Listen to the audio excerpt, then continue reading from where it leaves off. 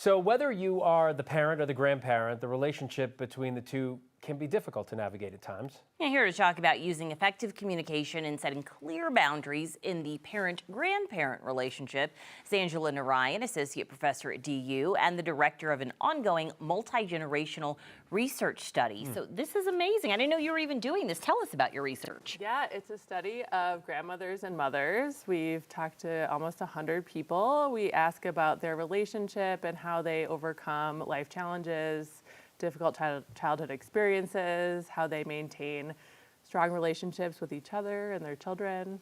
Are there some common themes you're finding?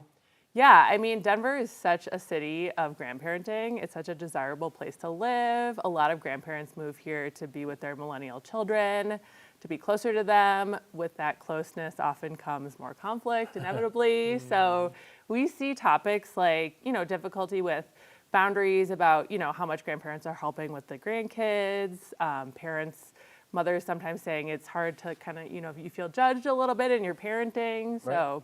Well, I'm interested, what are the positives? Because as someone who's living here, who's a millennial dying for their parents to move here and they refuse, talk to my parents who might be watching right now, what are the pluses that you're seeing? I mean, social support is huge. And just also, the emotional support, which is helpful for all parents, moms and dads, and the instrumental support with the pickups and the driving and the activities and, the bonding and the grandparent-grandchild relationship are all huge positives. Which is so important. Yes. I don't know if it's called a trend, but we're seeing that more adult children these days are cutting their parents off. Yeah. That to me just seems inherently sad. Is there a reason it's happening? Yeah, I mean, there's a lot of reasons. There's a lot to unpack there. I think, big reasons could be things like in the therapy world, we call them the 3 A's. They're abuse, domestic violence or abuse of children, adultery, addiction. Assuming it's not necessarily those things, it could be different politics. This is a fraught time. It could be mental health. The millennial and Gen Z generations are really good about destigmatizing mental health, and sometimes there's different understanding about mental health and parents not wanting their children to go through mental health issues that they might have gone through.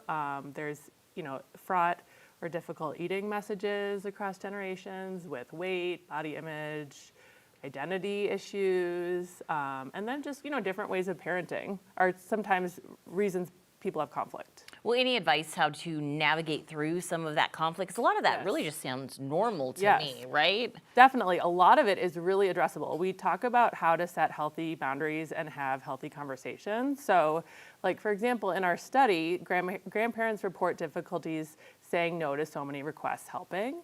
Mothers report, oftentimes feeling judged in how they're parenting. And so one grandma who I talked to, I'll never forget, it was such a good strategy. She said, in order for my daughter to not feel judged, I tell myself I'm going to offer my opinion one time. And that way, I know I've said it, she's heard it, and that has to be enough, right? I don't say it again. That's smart, because when people repeat things 2 or 3 times, you start thinking to yourself, well, wait a minute, you're trying to tell me something, or is it just an opinion? Right. Another really good strategy a mother shared is, when I ask my mom for help with the grandkids, I try to do it at a time when we're not rushed. So it's not like, oh my God, can you do this right now? I try to communicate I'm really grateful for her time and her energy. I respect all she does.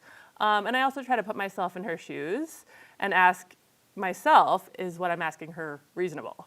Right? So a little bit of checking yourself. Those things have been reported to be effective strategies in the families we've talked to.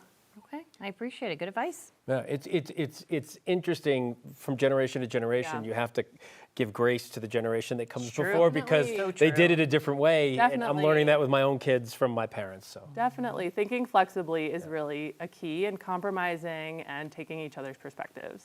All right, Dr. Narayan, thank you. Of course.